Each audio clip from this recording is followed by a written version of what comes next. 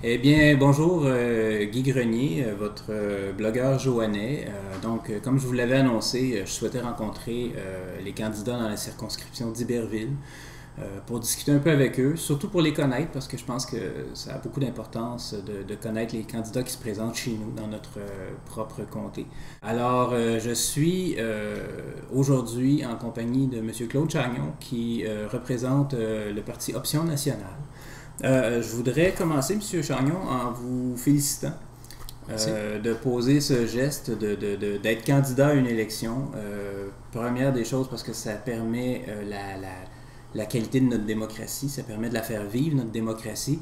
Et je sais aussi, pour avoir connu par le passé beaucoup de gens qui se sont présentés à des élections ou des gens qui ont fait de la politique, que ça prend une dose de courage et d'abnégation quelque part là, pour faire ça. Alors je vous félicite et je vous remercie de ce que vous faites dans cette élection aussi. C'est moi qui vous remercie. Comme je l'expliquais, l'objectif, c'est de faire connaître nos candidats. Moi, je ne suis pas affilié à aucun des partis politiques.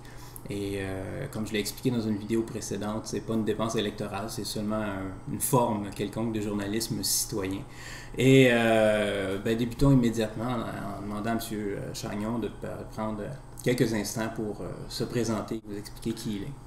Je suis Claude Chagnon, j'ai 50 ans. Je suis né à Saint-Athanas, qui était annexé à la ville de Saint-Jean lors des annexions. Je demeure depuis 25 ans à Mont-Saint-Grégoire. J'ai un emploi pour l'Université du Québec à Montréal depuis 82. Les premières années, jusqu'à 87, j'étais technicien en électronique. J'ai fait quelques certificats universitaires supplémentaires et des cours en microsystèmes. Et je suis devenu un spécialiste des technologies des microsystèmes, nanotechnologie, microélectronique.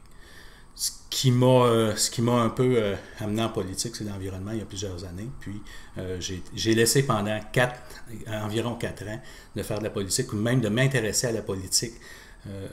Un peu comme la plupart des citoyens, j'avais une espèce de cynisme à l'égard de la chose politique. Puis je suis revenu en politique quand j'ai vu le programme d'Option nationale. Justement, Option nationale, malheureusement, c'est un tiers parti, mais qu'est-ce qui a été vous chercher dans le programme de ce parti-là qui faisait que ça vous correspondait mieux que les autres? Premièrement, les valeurs de démocratie, ça c'est certain, avec la plateforme qui a été présentée en décembre dernier.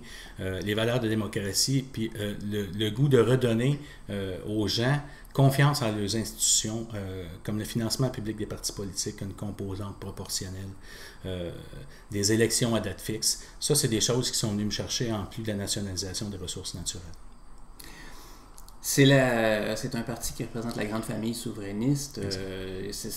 Ça a été entendu, ça s'entend encore. Il y a des gens qui vous reprochent quelque part de briser un peu la grande couverture qui était censée faire le Parti québécois en ayant un parti souverainiste qui était en dehors du PQ. D'un autre côté, on peut vous dire, certains vous ont reproché d'avoir un peu le même programme que Québec solidaire. C'est quoi la particularité d'Option nationale? C'est certain qu'avec Option nationale, il n'y a pas de surprise. Si on est là un gouvernement d'Option nationale, on enclenche le processus vers la souveraineté. Puis la raison d'être de Option nationale, c'est la souveraineté du Québec. On a une plateforme qui est assez complète à tous les niveaux, mais c'est dans le but de se diriger vers une souveraineté.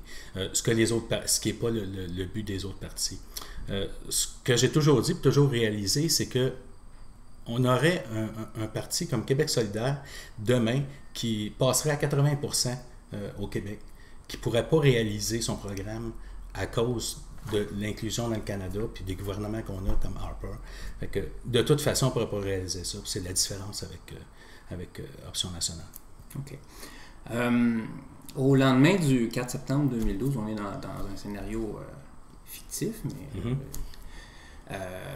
au lendemain du 4 septembre 2012, vous êtes convoqué au bureau du premier ministre Hossan et il vous dit « Je vous offre de joindre mon cabinet à titre de ministre de... » Je vous laisse compléter.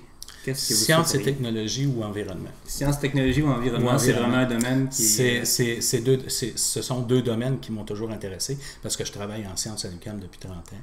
J'ai j'ai des connaissances des technologies, des compagnies de ces technologies-là. Donc, c'est quelque chose qui m'intéresserait vraiment de travailler pour aller rechercher les ententes que le Canada a avec les grandes mondiales pour le Québec. Puis je pense que je serais capable de faire ça. Environnement aussi, parce que j'étais très impliqué. Il y avait un dossier dans Iberville qui était la réouverture d'un site d'enfouissement de Saint-Athanas il y a une dizaine d'années. On a travaillé activement à ça, puis ça m'a amené des connaissances en environnement qui sont indéniables, puis que j'aimerais partager puis faire valoir pour